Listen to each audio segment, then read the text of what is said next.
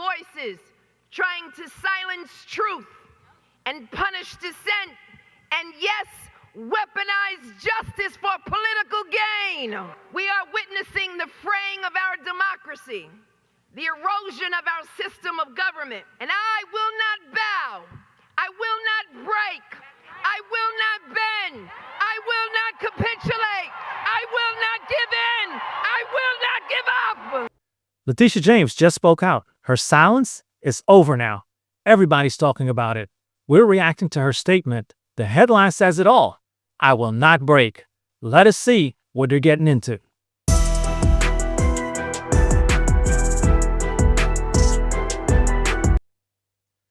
So Letitia James is in the spotlight. This fraud indictment, no joke. But she's standing her ground. That tight alone grabs you. I will not break. That's not defense, that's dominance. It sets the tone instantly. She's calm but powerful. She knows what she's doing. What do you think? Is it confidence or defiance? Drop your thoughts below. National Committee Senior Advisor Danielle Alvarez joins me now. Danielle, quite a juxtaposition yesterday. Donald Trump delivering peace to the Middle East and Letitia James delivering that. Your thoughts? You know, just when you think Democrats can't go lower, they continue to scrape the bottom of the barrel with Zohran Mamdani and Letitia James. The reality is that she is corrupt, she is a fraudster, and she is an embarrassment to New York City and the great state of New York. She spent her entire campaign talking about how she was going to go after Donald Trump. Of course, those charges were absolutely false. They were thrown away by an appellate court, but Danielle Alvarez, RNC Senior Advisor, she's sharp. She's saying James is not emotional, it's focus. That's an interesting angle. Politics run on perception. Sometimes strength looks like its weakness. So, is this calculated courage or pressure breaking through the cracks? Let us talk about that. That said, just hours before those final hostages were released, Zohran Mamdani was actually raising money for UNRWA. That's a UN organization we are well familiar with that actually, it's well documented, employed October 7th terrorists. Yet all the polls still indicate he's likely to become the mayor of America's largest city. Danielle, your thoughts? You know, I think it's incredibly unfortunate. His platform, he completely identifies as a socialist Democrat.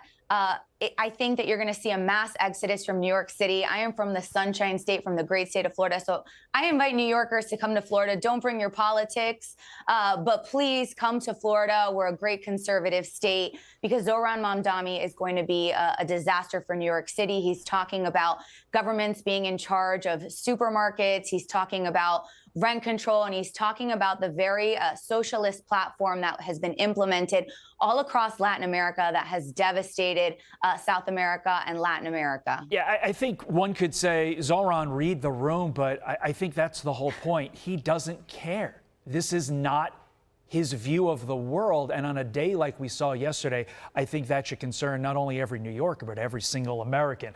Then the convo gets layered. They bring up Zohran and even Obama's criticism. Now it's getting politically deep. This isn't just one headline. It's all connected power moves, even creating ripples. Every statement builds tension. This could be the shift in the landscape. How do you see it playing? Is this strategic or is it immediate chaos? Let me know. Broadening this out for a moment, President Obama scolding Hispanic voters, waving the finger that supported President Trump in 2024 over inflation concerns. Listen to this. If you are a Hispanic man and you're frustrated about inflation, and so you decided, you know what, all that rhetoric about Trump doesn't matter, I'm just mad about inflation.